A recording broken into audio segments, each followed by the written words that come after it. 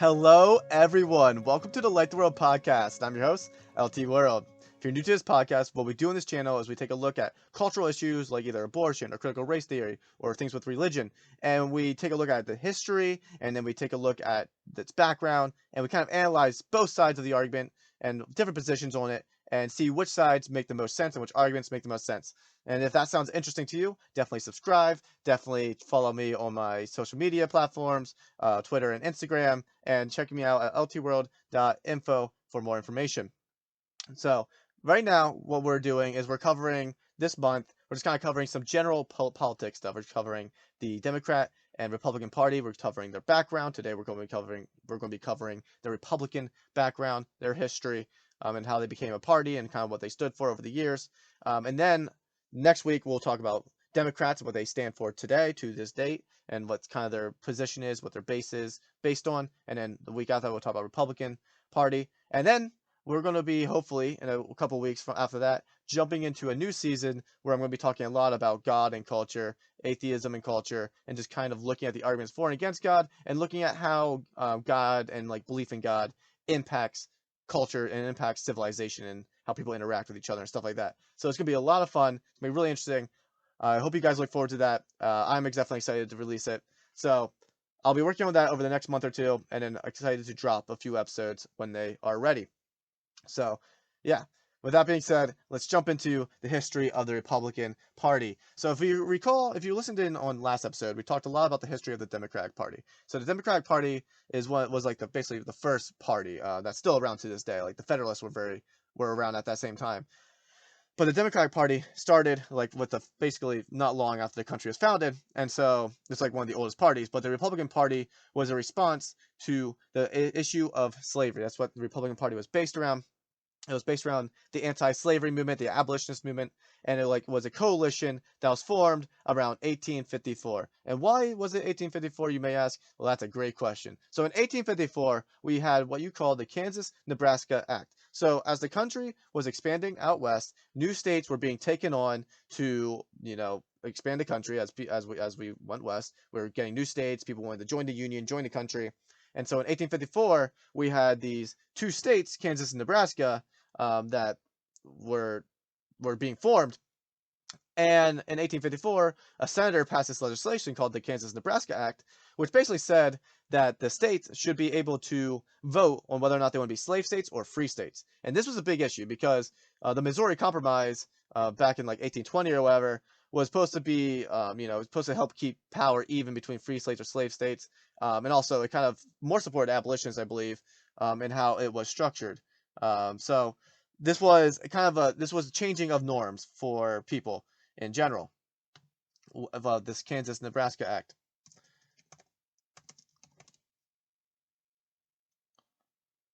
The Missouri Compromise. I'm just kind of looking up here real quick. The Missouri Compromise.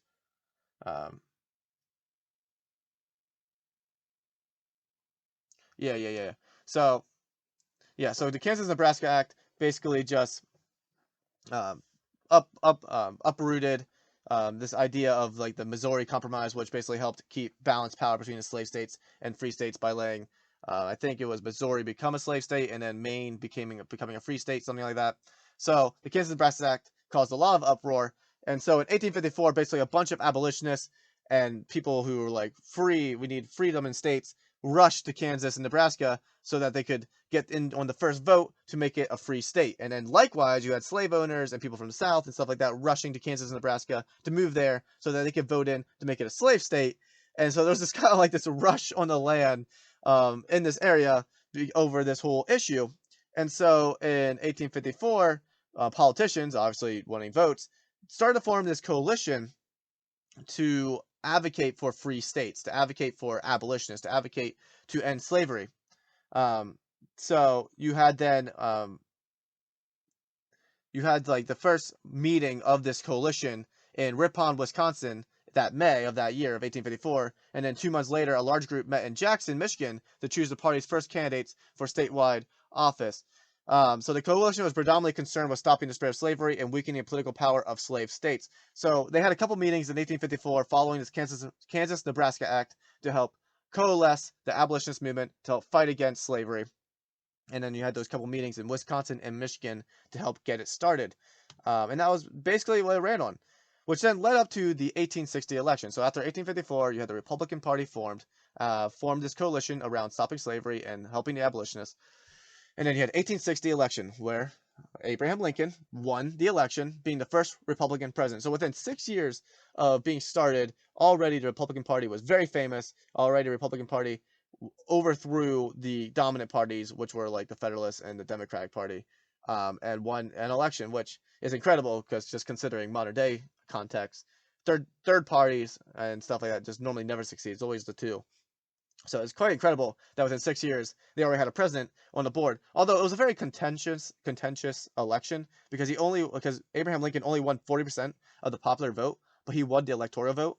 And so by the time he was inaugurated, 7 states already seceded from the Union because they were obviously angry with how new states were becoming free states. They were angry with the Republican position. They were afraid, obviously, of the president, like Abraham Lincoln, not advocating for their rights as slave owners. And so 7 states already seceded from the Union, causing what we would later know as the Civil War. And so during the political war, you see a lot of political and wartime advantage in abolitioning slavery outright. So you had the Republicans basically, instead of just like opposing slavery in new states, and instead of just saying new states should be free, they also started advocating for the freedom and emancipation of slaves. So you had, the Emancipation Proclamation from Abraham Lincoln during Civil War. Then you had the 13th and 15th Amendment, which then allowed for, black people to vote, black men specifically, not women, black men to vote, and allowed for more of their freedoms and recognized them as American citizens, which would then lead into the Reconstruction period after the war as the Union started to come together under kind of the Republican Party's guidance, because during the Reconstruction era, basically the Republican Party dominated most of that era as they helped rebuild the country, and helped rebuild the country in a way that no longer owned slaves, and it was a free country, in context of slavery. So that was kind of the origins and also kind of the early legacy of the Republican Party, which then obviously leads into the 1900s, which we'll cover a little bit more. But I'm going to take a brief moment here because around 1854 and around this time, 1870s era, you had the elephant come into the Republican Party, and also a little bit of background then on also why it's called the GOP, the Grand Old Party. So the Republican Party was formed in 1854, as we already said, and then 6 years later, Abraham Lincoln became the first member elected to the White House. And during that time, an image of an elephant was featured as a Republican symbol in at least one political cartoon and a newspaper illustration during the Civil War. So during that time period in war, there was this phrase called "seeing the elephant," which was an expression used by soldiers to mean experiencing combat. But it didn't take hold until the symbol of the elephant didn't really take hold until Thomas Nast, the same person who made the donkey famous for Democrats in the last episode. The elephant didn't become popular until Thomas Nast in 1874 published a cartoon in Harper's Weekly, representing the Republican Party as an elephant. But in 1854 already, the elephant was being used to represent basically the Republican Party going to war, because the Republican Party was experiencing combat with the succeeded Union, so they were representing the Republican Party as an elephant because of that saying, "seeing the elephant," which represented combat. So that was just kind of the origins of the elephant, and I thought that was rather fascinating. I just think it's fascinating how these cartoons basically set up these symbols that we use now for the future. Even to go a little bit deeper into Thomas Nast, who actually drew up and made the elephant popular for the party, he had this cartoon titled "The Third Term Panic," and Nast's drawing basically mocked the New York Herald, which had been critical of President Ulysses Grant's rumored bid for a third term, and portrayed various interest groups as animals, including an elephant labeled a Republican vote, which was shown standing at the edge of a pit, and Nast employed the elephant to represent Republicans in additional cartoons during the 1870s and 1880s, and other cartoonists took a hold of this, and again, that's how the Republican Party became represented as an elephant. Which is just interesting to me, and I think that's just fun fact for your brain skull. But then we also have the Grand Old Party. So, like, if anyone knows about the Republican Party, they also have this nickname, the GOP, or the Grand Old Party. And that one also has an origination. So the GOP originated thanks to the party's ability to maintain the Union. So in 1859, in an inaugural address, Kentucky's Democratic Governor Barry Magoffin proclaimed the Grand Old Party has never changed its name, its purpose, or its principles, nor has it ever broken its pledges. Um, and so that was in reference to the Republican Party. And so that's where it gets the Grand Old Party from this inaugural speech. And then it just kind of was adopted into the Republican, quote, the Grand Old Party. This is what we are. We're just the good old Grand Old Party. And that was just kind of adopted into what they were and how they identified. And so that's just kind of the history of their logo and history of the GOP, because it came around this time period, the 1850s, the 1870s is where they got these things from. But now, moving on to the 1900s, which then shows, which is some stuff we already kind of covered in the last episode, so I'm going to try to keep some of this brief. But as we already talked about last episode with the Democratic Party, since the South hated the Republicans for obvious reasons because they were against slavery, and since the Republicans defeated the Confederate nation in the Civil War, the South coalesced again into a blue vote, into a Democratic vote, and the Republicans predominantly represented the North, and they were known to defend big business. They're known to defend cities, the expansion of federal government, and also to advocate for the freedom of slaves and black people. So they were the dominant party up until the Great Depression, as we kind of covered last episode, and then they lost momentum because during that time the Republicans were in power. The Great Depression hit, and as people know in economics, in politics, when the economy struggles under a president, normally the other party can be expected to get voted in. That's why you had with Donald Trump, how he lost the vote in 2020, most likely due to the pandemic and the economy failing. A lot of people turned on him, but if it wasn't for that, a lot of people think he would have been voted in again. You see this again. You also see this with just other presidents in the past where economy fails and then the other person gets voted in. So this is no different. The Republicans got booted out of office. Democrats come back in after the Great Depression, after long years of not being in power. So then this shift then occurs during the 1900s, and you start to see ideological changes as well as just political landscape geography-wise change. So between 1932 and 1980, Republicans only had excuse me, only had 4 presidential elections, successful presidential elections from 1932 to 1980. And so they were kind of forced to change their strategy if they wanted to win elections. So Republicans started to promote conservatism. They started to capture a disgruntled and religious South, and they started catering to people opposed to cultural shifts taking place, such as abortion or the gay rights movement or things like that. And the biggest shift, politically speaking, occurred after World War II, as black voters started to go Democrat because during the Great Depression and all that era, a lot of the Democratic Party was pumping money into the economy, and that also meant giving increased jobs to people of minorities. And so therefore they started voting Democrat because they were the ones giving jobs to people. And then you also had the idea that the Republican Party was starting to focus a little bit less on appealing to the minority vote, and they started appealing more to conservatism, to the layman.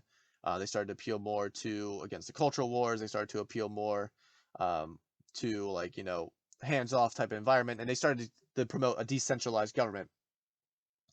And after World War II, this was a big deal because that was when a lot of these cultural movements started to happen with the feminism movement and the gay rights movement, and then eventually other movements down the road.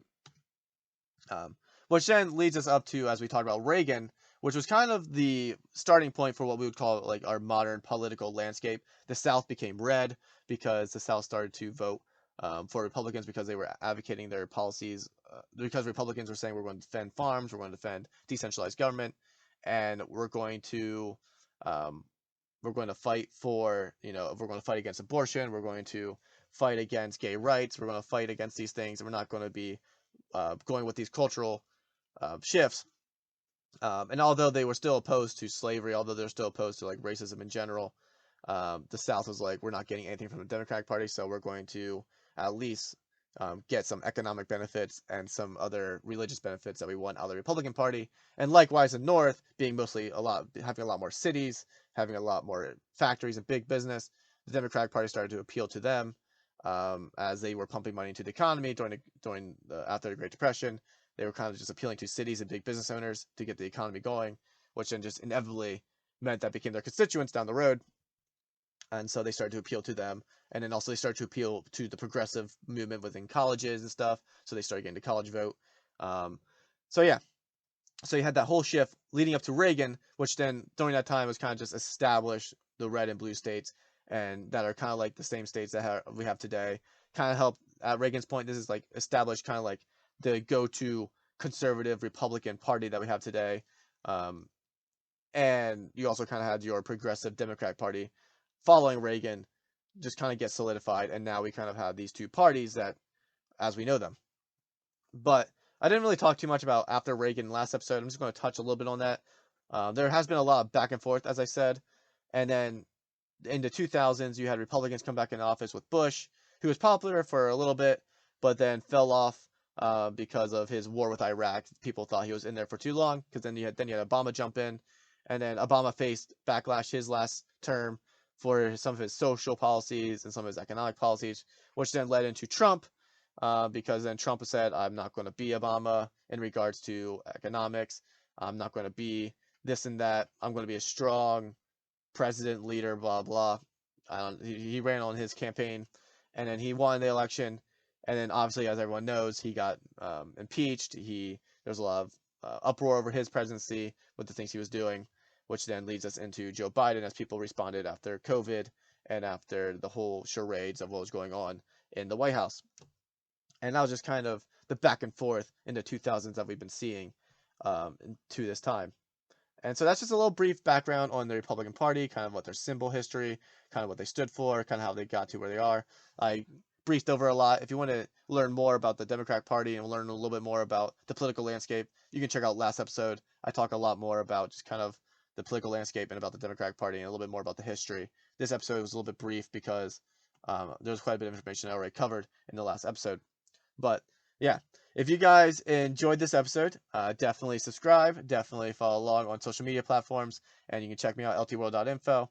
And if you want to keep learning more about the political parties, next week we're going to talk about Democratic Party and what they stand for, what their beliefs are on this day, and why, and like what do they defend, and how do they defend it.